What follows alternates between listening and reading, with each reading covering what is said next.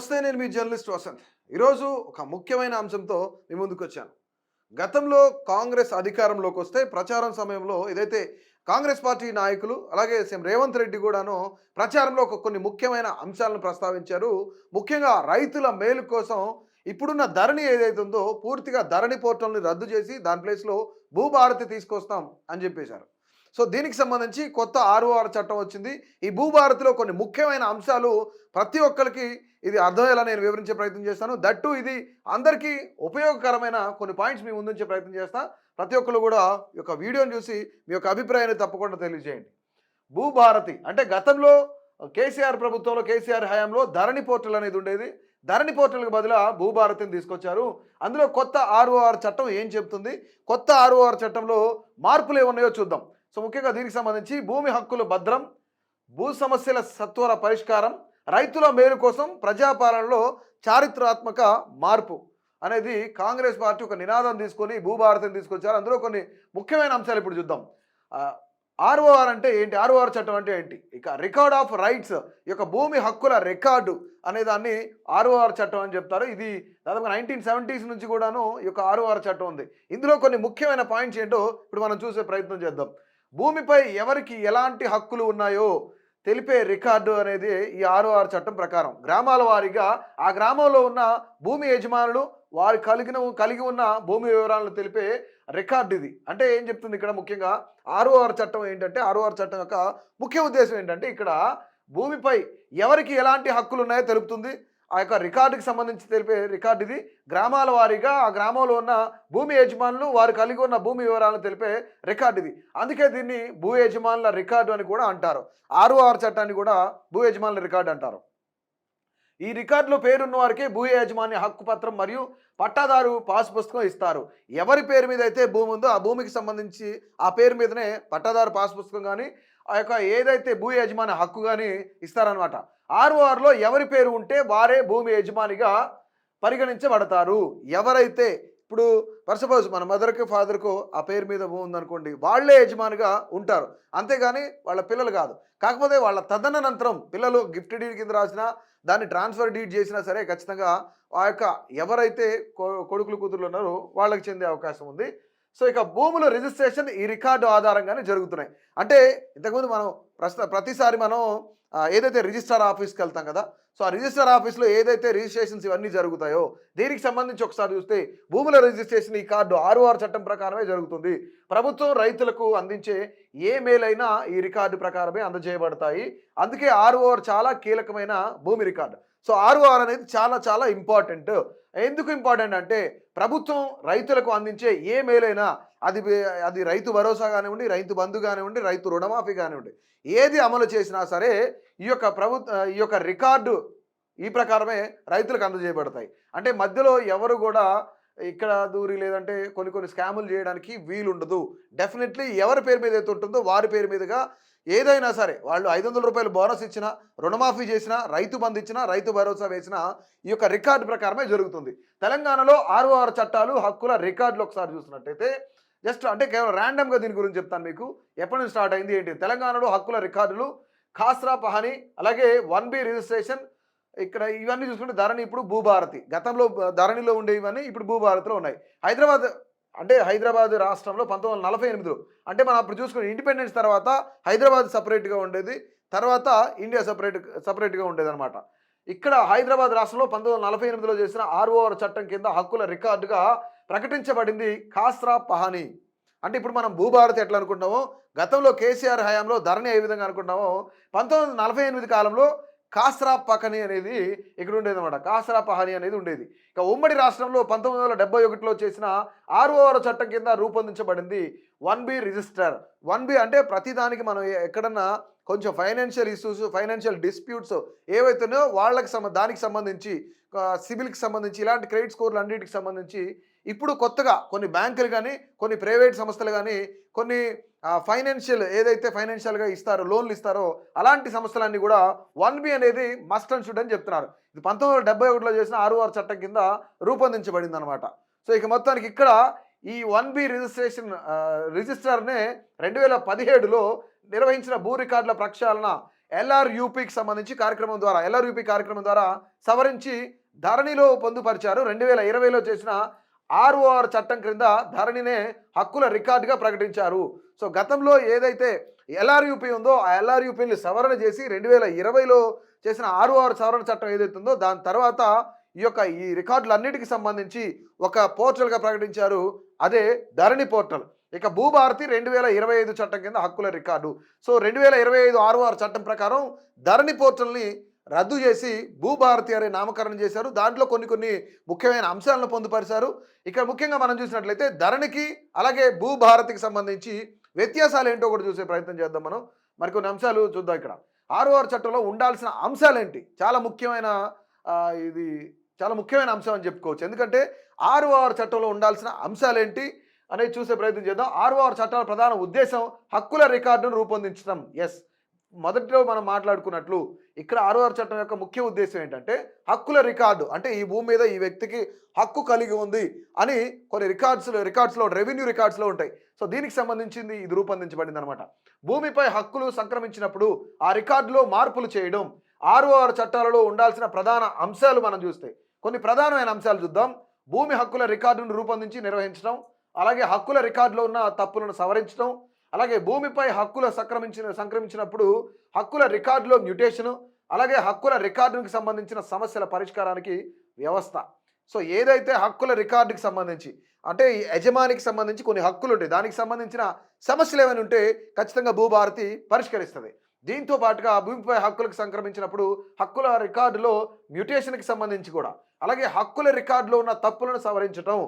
అదే ఇక్కడ ఇనిషియల్ తప్పుపడినా, వాళ్ళ పేరు తప్పుపడినా, లేదంటే ఫాదర్ పేరు మదర్ పేరు ఇవన్నీ తప్పుపడినా సరే, తాత పేరు తప్పుపడినా సరే ఇక్కడ వాటిని సవరించుకునే అవకాశం చాలా క్లియర్గా ఉందని చెప్తున్నారు. భూమి హక్కుల రికార్డును రూపొందించి నిర్వహించడం, భూమికి సంబంధించి కొన్ని హక్కులు ఉంటే ఆ హక్కులకు సంబంధించిన ఒక రికార్డు అనేది నిర్వహిస్తూ ఉంటారు. ఇక ధరణి చట్టంలో లోపాలు. ఇక్కడ ఎందుకు ధరణిని పూర్తిగా క్లోజ్ చేస్తామని చెప్పారు. కాంగ్రెస్ వాళ్ళు గతంలో ఏదైతే ప్రచారం సమయంలో ఎన్నికల హామీలు ఇచ్చేటప్పుడు ధరణి పోర్టల్ని బంగాళాఖాతంలో కలుపుతామన్నారు. ఎందుకు కలుపుతామన్నారు, ఇందులో ఉన్న లోపాలంటే చూద్దాం మనం. రైట్, ధరణిలో తప్పుల సవరణకు రెవెన్యూ అధికారులకు ఎలాంటి అధికారాలు లేవు. ధరణిలో తప్పుల సవరణకు రెవెన్యూ అధికారులకు, ఎంఆర్ఓ ఆఫీస్కి సంబంధించిన రెవెన్యూ అధికారులు ఎవరైతే ఉన్నారో, ఇఫ్ ఇన్ కేస్ ఇక్కడ మనం చూసినట్లయితే భూభారతిలో ఒక విషయం చెప్పారు. ఏదైతే కొన్ని మిస్టేక్స్ వస్తాయో ఆ మిస్టేక్ సవరించుకోవడానికి అవకాశం ఉంది. కానీ ధరణిలో అది లేదు. ఎవరికి లేదు? రెవెన్యూ అధికారులకు లేదు. దీని తర్వాత ధరణి సమస్యల పరిష్కారం కోసం అప్పటి ప్రభుత్వం జారీ చేసిన సర్క్యులర్కు ఎలాంటి చట్టబద్ధత లేదు. రైట్, ధరణికి సంబంధించి ఎలాంటి చట్టబద్ధత లేదు. ఒక సర్క్యులర్ రిలీజ్ చేశారు, ఆ సర్క్యులర్కి సంబంధించి చట్టబద్ధత అనేది లేదు. రైట్, ఇక ధరణి సమస్యలు తీరాలంటే కోర్టులను ఆశ్రయించాల్సిందే. పాత ఆర్ఓఆర్ చట్టంలో ఉన్న అపీల్ వ్యవస్థను రద్దు చేశారు. ఏదైతే పాత ఆర్ఓఆర్ చట్టంలో కొన్ని లోపాలు అయితే ఏవైతున్నాయో వాటన్నిటిని కూడా పూర్తిగా ప్రక్షాళన చేసి రద్దు చేశారనమాట. సో ఏదైనా సమస్య ఉంటే ఖచ్చితంగా ధరణి విషయంలో ఏదైనా సమస్యలు ఉంటే అది ఖచ్చితంగా ఇప్పుడు తీరేది కాదు, కోర్టుకు వెళ్లాల్సిందే మస్ట్ అండ్ షుడ్గా అని చెప్తా ఉన్నారు. ఇక సాదా బైనామాల క్రమబద్ధీకరణ కోసం చేసుకున్న 10 లక్షల దరఖాస్తులను పరిశీలించి నిర్ణయం తీసుకోవడానికి చట్టంలో నియమం లేదు. అంటే దీంట్లో కొన్ని సమస్యలకు సంబంధించి దరఖాస్తులు ఎవరైతే చేసుకున్నారో 10 లక్షల దరఖాస్తులను పరిశీలించి నిర్ణయం తీసుకోవడానికి చట్టంలో ఒక నియమం అనేదే లేదు అని చెప్తున్నారు. సో ఇది కూడా ఒక ప్రధానమైన లోపం అని చెప్పుకోవచ్చు. రైట్, తర్వాత పార్ట్ బిలో చేర్చిన 18 లక్షల ఎకరాల భూమిని ధరణికి ఎక్కించడానికి నియమాలు లేవు. అంటే ఏదైతే ఈ 18 లక్షల భూమి ఉందో ధరణి పోర్టల్కి సంబంధించి ఎక్కించడానికి ఇక్కడ అసలు ఒక నియమం అనేదే లేదు అని చెప్తున్నారు. రైట్, ధరణి చట్టంలో మరికొన్ని లోపాలు ఏంటంటే అసైన్డ్ భూముల క్రమబద్ధీకరణ, ఇనాం భూములకు ఓఆర్సి 38E సర్టిఫికేట్ మొదలగు మార్గాల ద్వారా భూమి హక్కులు సంక్రమించినప్పుడు ధరణిలో నమోదు చేయడానికి నియమాలు లేవు. అంటే ఇక్కడ ఏమేం చెప్తున్నారు? అసైన్డ్ భూముల క్రమబద్ధీకరణ, వీటితో పాటు ఇనాం భూములు. అంటే ఇనాం భూములు అంటే ఇనాంగా ఇచ్చినట్టు కొన్ని గిఫ్ట్లు ఇచ్చినాయో లేదంటే సంథింగ్ కొంతమంది ఎవరైతే భూస్వాములు ఉన్నారో వాళ్ళ దగ్గర నుంచి ఇనాంగా ఇచ్చారు, అంటే కొంతకాలం పని చేస్తే వాళ్ళకు ఫ్రీగా ఇచ్చారు.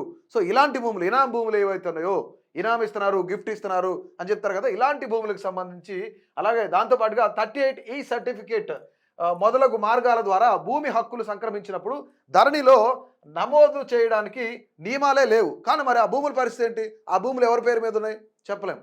దాన్ని ఎట్లా రిజిస్ట్రేషన్ చేసుకోవాలి చెప్పలేము. అది గిఫ్ట్ డీడ్ కదా, 50 ఏళ్ల నుంచి మేము పండించుకుంటున్నాం కదా, ఇది మా పేరు మీదనే రావాలి కదా. బట్ దీంట్లో ఎలాంటి నియమాలు లేవు ఎక్కించడానికి. దీని ద్వారా వారసత్వంగా భూమి ఇచ్చినప్పుడు ఎలాంటి విచారణ లేకుండానే మ్యుటేషన్ చేయడం వలన వారసుల మధ్య భూమి వివాదాలు పెరిగాయి. రైట్, ఇది చాలా చాలా ఇంపార్టెంట్ పాయింట్. వారసత్వంగా భూమి ఇచ్చినప్పుడు, ఇద్దరు కొడుకులు ఉన్నప్పుడు తల్లిదండ్రులు భూమి ఇచ్చినప్పుడు, అంటే ఒక్కడికే ఇచ్చారనుకోండి, ఇక్కడ విచారణ అనేది లేకుండా వాడు ఒక్కడికే ఇలా ఇచ్చారు, అతనొక్కడికే ఇలా ఇచ్చారు, ఇద్దరు కొడుకులు ఉన్నారు కదా. సో ఇలాంటి విచారణలు చేయడం వలన వారసుల మధ్య భూ వివాదాలు, అంటే ఏదైతే ఇలాంటి రిజిస్ట్రేషన్ ఉన్నాయో ఏకపక్ష నిర్ణయం అంటాం కదా, సో దీని వలనే భూ వివాదాలు చాలా సివిల్ కేసెస్ ఎక్కువ ఉన్నాయన్నమాట రాష్ట్రంలో. అలాగే కేంద్ర ప్రభుత్వం ప్రతిపాదిస్తున్నట్లుగా ప్రతి భూకమతానికి ప్రత్యేక గుర్తింపు సంఖ్య యుఎల్ పిన్, అలాగే భూధార్ గ్రామాల్లోని ఇంటి స్థలాలకు ఆస్తి కార్డులు జారీ చేయడానికి నియమాలు లేవు. ఈ కార్యక్రమాలు చాలా రాష్ట్రాలలో ఇప్పటికే అమలు జరుగుతున్నాయి. కానీ అప్పటి తెలంగాణ ప్రభుత్వం వీటిని అమలు చేయలేదు. ఏదైతే మనం ఇప్పుడు ట్యాక్స్ కడుతున్నాం, హౌస్ ట్యాక్స్ కడుతున్నాం, ఖాళీ ల్యాండ్కి ట్యాక్స్ కడుతున్నాం, వీటన్నిటికి సంబంధించి కూడా అప్పటి తెలంగాణ ప్రభుత్వం వీటిని అమలు చేయలేదన్నమాట. అంటే ఇవన్నీ కూడాను ఇవ్వడానికో, వీటన్నింటినీ కొన్ని రూపాంతరం చెంది వీటన్నిటిని పబ్లిక్గా ప్రజలకు ఇవ్వడానికి ఏమీ చేయలేదని చెప్తున్నారు. అలాగే భూభారతిలో చాలా కీలకమైన అంశాలు. ఇది భూభారతి అనేది ఇప్పుడు ధరణిలో కొన్ని లోపాలు చెప్పాం. ఇప్పుడు భూభారతిలో కొన్ని ముఖ్యమైన అంశాలు చూద్దాం. అంటే దీనికి కంపారిజన్ కూడా ఇక్కడే చూద్దాం మనం. ధరణి స్థానంలో కొత్త భూమి హక్కుల రికార్డు భూభారతి. ధరణి స్థానంలో ఏమొచ్చింది అంటున్నారు, కొత్త హక్కుల రికార్డు భూభారతి. రైట్, హక్కుల రికార్డుల్లో తప్పుల సవరణకు అవకాశం. ఎస్, ఇంతకుముందు ఏదైనా తప్పు జరిగితే సవరించే అవకాశం లేదు. అది రెవెన్యూ అధికారి, ఫర్ సపోజ్ మా నాన్నగారి పేరు తప్పు పడింది అని ఎవరైనా ఒక వ్యక్తి అర్జీ పెట్టుకుంటే దాన్ని సవరించే హక్కు రెవెన్యూ అధికారికి లేదు. కానీ ఇక్కడ చాలా క్లియర్గా సవరణ చేసే అధికారాలు అవకాశం కూడా ఈ భూభారతిలో కల్పిస్తున్నాం. ఎస్, ఇది చాలా మంచి పాయింట్ అనుకోవచ్చు. రిజిస్ట్రేషన్ మ్యూటేషన్ చేయడానికి ముందు భూముల సర్వే మ్యాప్ తయారీ. ఎస్, ఇక్కడ ఏ భూమి ఎంత ఉంది అంటే ఇక్కడ ఒక 40 గుంటలు కొలవాలంటే 41 కొలిసే అవకాశం ఉంది గతంలో. 45 గుంటలు కొలవాలంటే 50 గుంటలు 60 గుంటలు కూడా కొలిచి అంటే నిర్దాక్షిణ్యంగా రిజిస్ట్రేషన్ చేసుకున్న పరిస్థితి కూడా ఉంది. ఇక్కడ ఏం చెప్తున్నారు, రిజిస్ట్రేషన్ మ్యూటేషన్ చేయడానికి ముందు సర్వే అనేది మస్ట్ అండ్ షుడ్. పలానా పుల్లయ్య భూమి ఎంత ఉంది, పలానా రంగయ్య భూమి ఎంత ఉంది, ఇది సర్వే ప్రకారం ఉందా, రెవెన్యూలో రికార్డులలో ఎంత భూమి అతని పేరు మీద ఉంది అనేది ఖచ్చితంగా సర్వే చేసి తీరాలి అని చెప్తుంది ప్రస్తుతం ప్రభుత్వం. భూభారతికి సంబంధించి పోర్టల్ కూడా తీసుకొచ్చింది అందుకే. రైట్, ఇది కూడా చాలా అంటే మన పొలం కానీ పక్క పొలం కాని వారికి ఎలాంటి ఇబ్బందులు కలగకుండా పూర్తిగా ఎవరిది ఎంత భూమి ఉంది, ఎవరిది ఎంత ల్యాండ్ ఉందని పూర్తిగా క్లియర్ కట్గా సర్వే చేసి చెప్తామని చెప్తున్నారు. దీంతో పాటుగా వారసత్వంగా వచ్చిన భూములకు మ్యూటేషన్ చేసే ముందు నిర్ణీత కాలంలో విచారణ జరపాలి. ఎస్, వారసత్వంగా తల్లిదండ్రులు ఇచ్చిన భూములు ఏవైతున్నాయో అవి మ్యూటేషన్ చేయడానికో రిజిస్ట్రేషన్ చేయడానికో ముఖ్యంగా దానికి ముందు నిర్ణీత కాలంలో ఒక విచారణ అనేది మస్ట్ అండ్ షుడ్గా జరగాలి. ఇది నిజంగా అవునా కాదా, నిజమా కాదా అని చెప్పేసి. అండ్ ఇంకొకటి, భూమి హక్కులు ఏ విధంగా సంక్రమించినా మ్యూటేషన్ చేసి రికార్డులలో నమోదు చేస్తామని చెప్తున్నారు. హక్కులు ఏ విధంగా సంక్రమించినా మ్యూటేషన్ కానీ రిజిస్ట్రేషన్ కానీ అనేది చేసిన తర్వాతే రికార్డులో పొందుపరచబడుతుంది, రికార్డులకు ఎక్కించబడుతుంది అని చెప్తున్నారు. అంటే దీని మీద ఈ యజమానికి హక్కు ఉందా లేదా అనేది చాలా క్లియర్గా తెలుస్తుంది. Right, well and good. ఇది కూడాను పాసు పుస్తకాలలో భూమి పట్టం వేస్తానని చెప్పి పాస్ పుస్తకాల్లో భూమి యొక్క ఆ యొక్క ఫోటో పట్టం వేస్తానని చెప్తున్నారు. భూ సమస్యల పరిష్కారానికి 2 అంచెల అప్పీల్ వ్యవస్థ. ఏంటి అంటే 2 అంచెల సమస్యలు ఏదైతే ఫస్ట్ ఎంఆర్ఓ దగ్గరికి వెళ్ళడమా, లేదంటే రెవెన్యూ అధికారుల దగ్గరికి వెళ్ళటమా, లేదంటే కలెక్టర్ దగ్గరికి వెళ్ళటమా, అలాంటిది అప్పీల్ కోసం 2 అంచెల వ్యవస్థ తీసుకొస్తామని చెప్తున్నారు. భూధార్ కార్డుల జారీ, ఇంటి స్థలాలకు అబాది వ్యవసాయేతర భూములకు హక్కుల రికార్డు. రైట్, ఇది బాగుంది. రైతులకు ఉచిత న్యాయ సహాయం అందిస్తున్నారు. అలాగే గ్రామ రెవెన్యూ రికార్డుల నిర్వహణ, ఇది చాలా ఇంపార్టెంట్. ఎందుకంటే దేవాదాయ భూములు కానీ, వక్ఫ్ బోర్డు సంబంధించిన భూములు కానీ, లేదంటే ఇనాముగా ఇచ్చిన భూములు కానీ, ఇలాంటి భూములను కబ్జా చేసే ఆవశ్యకత చాలా క్లియర్గా కనిపిస్తుంది. కాబట్టి గ్రామ రెవెన్యూ రికార్డుల నిర్వహణ ఖచ్చితంగా ఉండాలి అని చెప్పేసి భూభారతిలో తీసుకొస్తున్నారు. ఎందుకు ఉండాలంటే ఈ గ్రామానికి సంబంధించి ఎంత భూమి ఉంది, దేవాదాయ శాఖకు సంబంధించి 100 ఎకరాల భూమి ఉంటే ఆ 100 ఎకరాల భూమిలో ఎంత కబ్జా చేశారు, ఎవరు కబ్జా చేశారు, ఎందుకు కబ్జా చేశారు అనేది కూడా చాలా క్లియర్గా దొంగలు ఎవరో బయటపడే అవకాశం ఉంది. దీంతో పాటుగా మోసపూరితంగా హక్కుల రికార్డులు మార్చి ప్రభుత్వం అలాగే భూదాన్, అసైన్డ్, ఎండోమెంట్, వక్ఫ్ భూములకు పట్టాలు పొందితే రద్దు చేసే ఒక అధికారం ఉంది. ఎస్, ఇప్పుడు దీనికన్నా ముందు మనం మాట్లాడుకున్న పాయింట్ ఇదే. ఏదైతే మోసపూరితంగా అంటే అది రాజకీయ నాయకులు కావచ్చు, లోకల్గా ఉండే సెకండ్ గ్రేడ్ లీడర్లు కావచ్చు, లేదంటే గవర్నమెంట్ ప్రభుత్వ అధికారులు కావచ్చు, రెవెన్యూ అధికారులు కావచ్చు, మోసపూరితంగా రికార్డులు మార్చితే ప్రభుత్వం మార్చినా సరే భూదాను, అసైన్డ్, అలాగే ఎండోమెంట్ భూములు, దేవాదాయ శాఖ భూములు, వక్ఫ్ భూములకు సంబంధించిన పట్టాలు పొందితే రద్దు చేసే అధికారం చాలా క్లియర్గా ఉంది. ఎస్, ఖచ్చితంగా ఇది నాదే అంటే కబ్జా చేసి ఇక్కడ బోర్డు పెడితే నీదైపోదు. ఖచ్చితంగా అది ఏ విధంగా నీకు వచ్చింది, ఎక్కడి నుంచి కొన్నావు, దానికి సంబంధించిన నీ హక్కులు ఏంటి అనేది చాలా క్లియర్గా కనిపించాలి, గవర్నమెంట్కి చూపించాలి. అట్టి పరిస్థితిలో లేదంటే ఖచ్చితంగా అధికారులకు వాటిని రద్దు చేసే అధికారం ఉంది. భూభారతి ధరణి స్థానంలో కొత్త భూమి హక్కుల రికార్డు. సో ఇది మొత్తానికి మనం ఇప్పుడు చూసింది. మనం మరికొన్ని అంశాలు చూసే ప్రయత్నం చేద్దాం. ఇది చాలా కీలకమైన అంశం. 6 తప్పుల సవరణ. ఏమేమి సవరణ చేశారు? సెక్షన్ 4 ప్రకారం, రూల్ 4 అండ్ షెడ్యూల్ ఏ ప్రకారం ఏమి సవరణ చేశారు? ఇక్కడ మనకి చాలా చాలా ఇంపార్టెంట్ థింగ్ ఏంటంటే, భారత రాజ్యాంగంలో సవరణలు చేయాలన్నా కొన్ని హక్కులు కావాలి. దానికేంటి 1/3 ఆఫ్ ది మెజారిటీలో, దెన్ 2/3 ఆఫ్ ది మెజారిటీ, ఇంత మెజారిటీ అనేది ఉండాలి సవరణ చేయాలంటే. So majority of people okay చేస్తేనే భారత రాజ్యాంగంలో కొన్ని చిన్న చిన్న సవరణలు చేసే అవకాశం ఉంది. సో అట్లాంటి సవరణలే 6 చట్టంలో కూడా కొన్ని సవరణలు చేయడం కూడా జరిగింది. ఎస్, హక్కుల రికార్డులో తప్పుల సవరణకు భూమి హక్కులు ఉండి రికార్డులలో లేని వారు హక్కుల రికార్డులలో నమోదు చేయించుకోవడానికి కొత్త చట్టం వచ్చిన సంవత్సరంలో ఆ సంవత్సరంలోగా దరఖాస్తు చేసుకోవచ్చు. అంటే ఒక సంవత్సరం లోపు ఏదైనా సమస్య ఉంటే సమస్య పరిష్కరించమని రెవెన్యూ అధికారులకు ఒక 1 ఇయర్ కాలంలో వీళ్ళు అప్లై చేసుకోవచ్చు. రెవెన్యూ డివిజనల్ అధికారి, జిల్లా కలెక్టర్లు ఈ దరఖాస్తులు పరిశీలించి నిర్ణయం తీసుకుంటారు. ఎవరెవరు ఇక్కడ? రెవెన్యూ డివిజనల్ అధికారి ప్లస్ జిల్లా కలెక్టర్. ఇక్కడ 2 అంచెల విచారణ అని చెప్పారు. మొదటి అంచె ఏంటంటే రెవెన్యూ డివిజనల్ అధికారి, అలాగే జిల్లా కలెక్టర్, వీరిద్దరూ కూడాను ఆ యొక్క దరఖాస్తులు పరిశీలించి నిర్ణయం తీసుకుంటారు. మీరు తీసుకున్న నిర్ణయంపై అభ్యంతరాలు ఉంటే జిల్లా కలెక్టర్ భూమి ట్రిబ్యునల్లో అప్పీల్ దాఖలు చేసుకోవచ్చు. అంటే మొదటగా ఎక్కడైతే రెవెన్యూ డివిజనల్ అధికారి దగ్గర మీరు అసంతృప్తిగా ఉన్నారు, ఇబ్బంది పడ్డారు, డెఫినెట్లీ జిల్లా కలెక్టర్కి వెళ్ళే అవకాశం కూడా కల్పిస్తున్నారు. రైట్, మరికొన్ని అంశాలు చూసే ప్రయత్నం చేద్దాం. ఇందులో కొన్ని ఇంపార్టెంట్ థింగ్స్ మాత్రమే చెప్తున్నాను మీకు.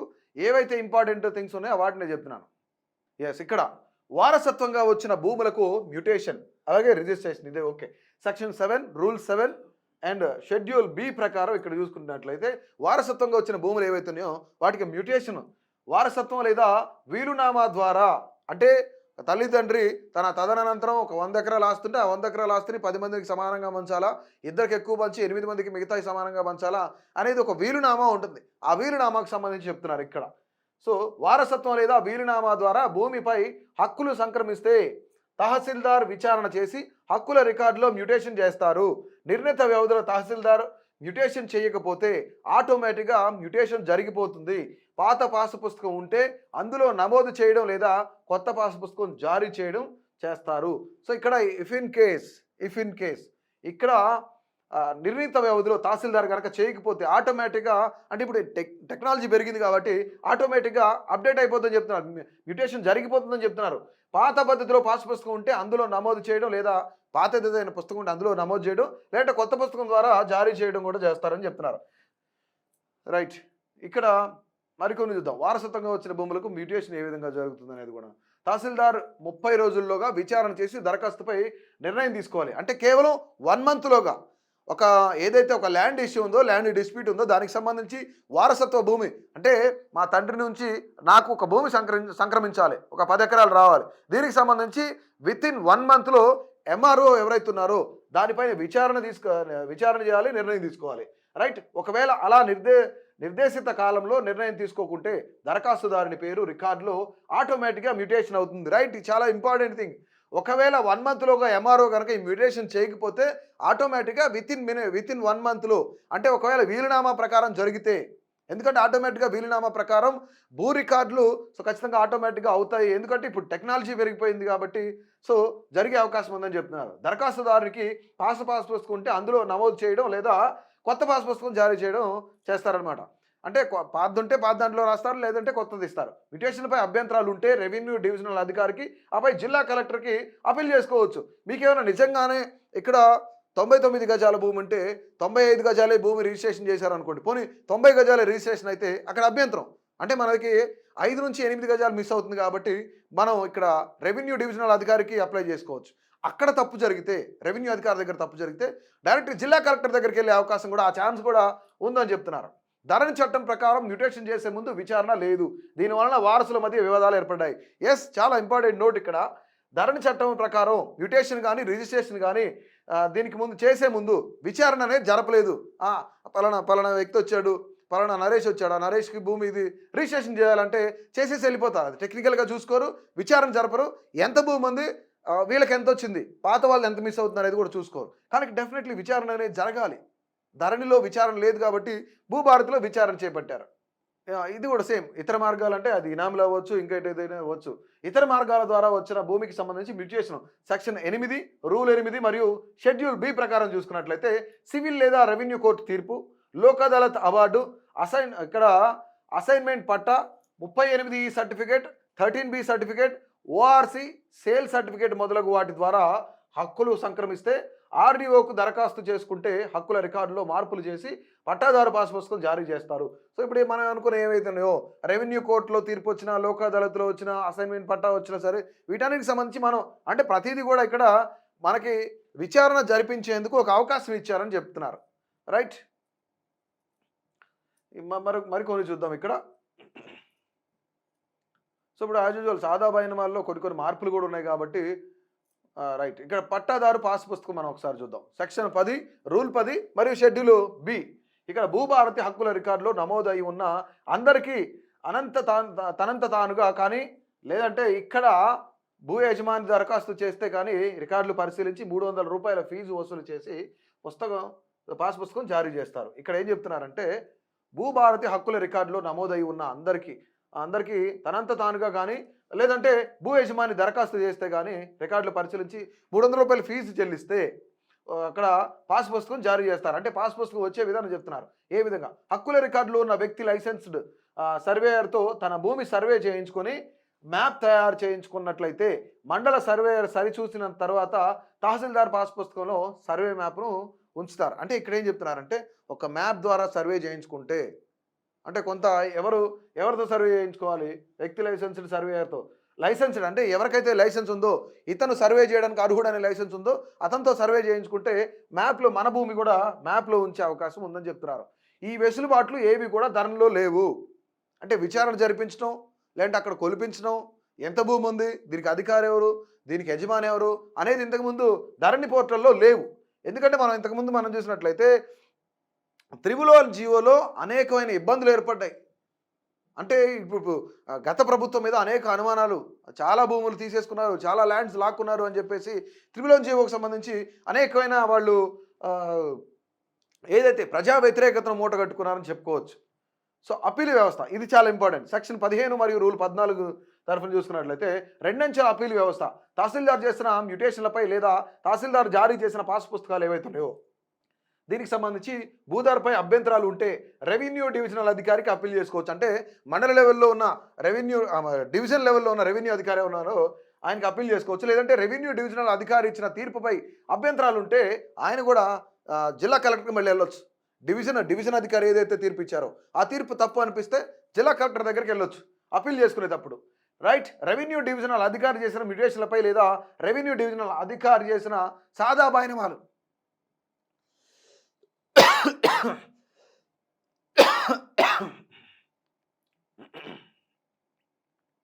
రెవెన్యూ డివిజనల్ అధికారి చేసిన మ్యూటేషన్లపై లేదా రెవెన్యూ డివిజనల్ అధికారి చేసిన సాదా బైనమాల క్రమబద్ధీకరణపై అభ్యంతరాలు ఉంటే జిల్లా కలెక్టర్కు అప్పీల్ చేసుకోవచ్చు. రైట్, ఇక్కడ ధరణి చట్టం కింద అప్పీల్ వ్యవస్థ లేదు. ధరణి చట్టంలో డివిజనల్ అధికారికి అప్పీల్ చేయడం కానీ జిల్లా కలెక్టర్కి అప్పీల్ చేయడం కానీ లేదు.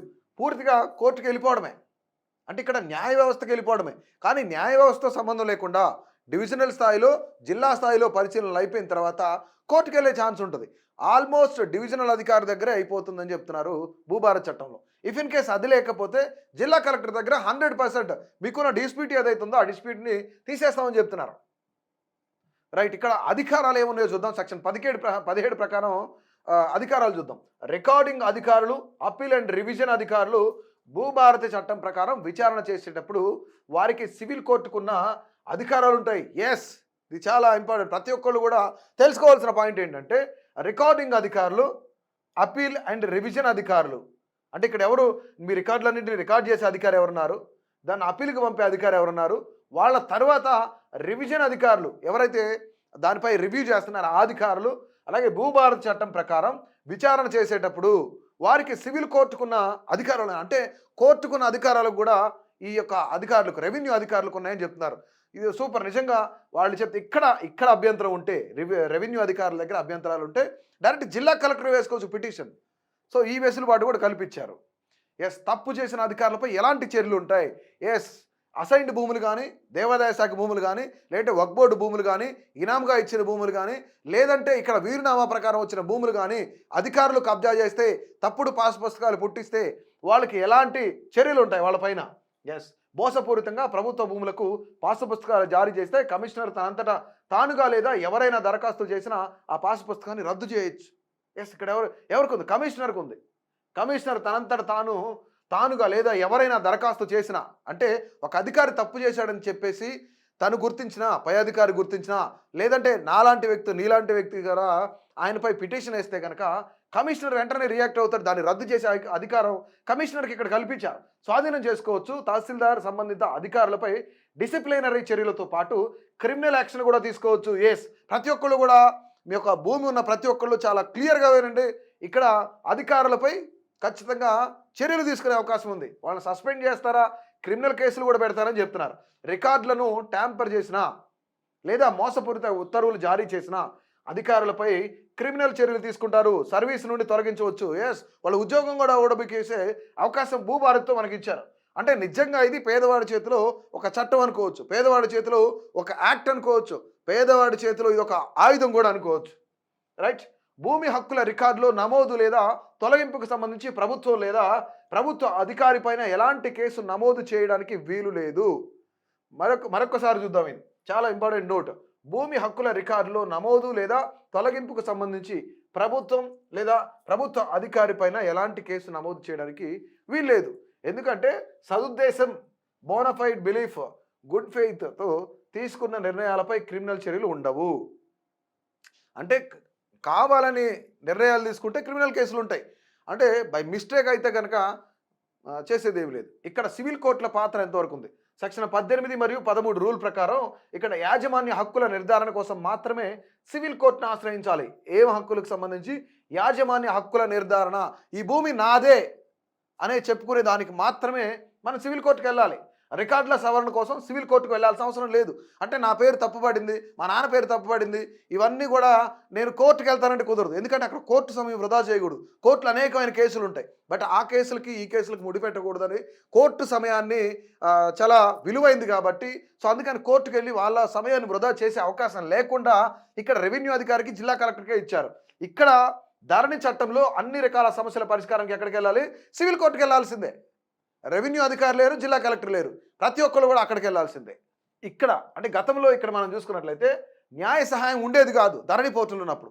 ఇప్పుడు భూభారతి చట్టం ప్రకారం న్యాయ సహాయం ఉంది. సెక్షన్ 15(8) అలాగే రూల్ 16 ప్రకారం మనం చూసుకున్నట్లయితే న్యాయ సేవా సంస్థలు లేదా ఇతర సంస్థలు వ్యవస్థల ద్వారా పేదలకు, షెడ్యూల్ కులాలు, షెడ్యూల్ తెగల వారికి సంబంధించి మహిళలకు ఉచిత న్యాయ సహాయం సలహాలు అందించాలి. భూభారతి చట్టంపై అవగాహన కల్పించాలి. ఎస్సీ, ఎస్టీ, బీసీ, మైనారిటీ వర్గాలతో పాటు మహిళలకు కూడా ఉచిత న్యాయ సలహాలు అందించాలని చెప్పేసి ఇక్కడ ప్రభుత్వం కూడా చెప్తుంది. ఇలాంటి నియమం భూమి చట్టంలో ఉంచడం ఉద్దేశంలోనే ఇది మొదటిసారి. అంటే న్యాయ సలహాలు ఉండాలి అని చెప్పేసి, అంటే ఎస్సీ, ఎస్టీలకు, మహిళలకు ఒక ప్రత్యేకమైన సలహా అందించాలి. నా ల్యాండ్ ఏదైనా డిస్ప్యూట్లో ఉంది, ఏం చేయాలి అని చెప్పేసి మనం ఒక లాయర్ దగ్గరకో, లేదంటే ఇంకొక వ్యక్తి దగ్గరకో, ఇంకో పెద్ద మనిషి దగ్గరకో కొన్ని డబ్బులు ఇచ్చి సాయం చేయమని అడుగుతాం. కానీ ఇక్కడ ఉచితంగా న్యాయ సలహా కేంద్రాన్ని ఏర్పాటు చేసి భూభారతికి సంబంధించి ప్రభుత్వం చెప్తుంది. ధరణి చట్టంలో ఉచిత న్యాయ సహాయం అందించడానికి ఎలాంటి నియమం లేదు అని చెప్తున్నారు. రైట్. సో మొత్తానికి కూడా న్యాయ సహాయంతో కూడా ఇక్కడ ప్రభుత్వం అందుబాటులో ఉంటుందని చెప్తున్నారు. మొత్తానికి భూభారతికి అలాగే ధరణి పోర్టల్కి సంబంధించి, అంటే గత ప్రభుత్వంలో ఉన్న ధరణి పోర్టల్ ఏదైతుందో దాని తర్వాత ఇప్పుడు వచ్చిన కాంగ్రెస్ అధికారంలోకి వచ్చిన తర్వాత భూభారతిని తీసుకొచ్చారు. ఈ భూభారతికి రెండింటికి మధ్య ఉన్న వ్యత్యాసాన్ని, అలాగే వీటిలో ధరణి పోర్టల్ బాగుందా, భూభారతి బాగుందా అనేది కూడా ప్రతి ఒక్కరు కూడా ఈ యొక్క అభిప్రాయాన్ని కమెంట్ రూపంలో తెలియజేయండి. ఇలాంటి మరిన్ని ఇంట్రెస్టింగ్ అప్డేట్స్ కోసం చూస్తూనే ఉండండి అభినవ్ భారత్.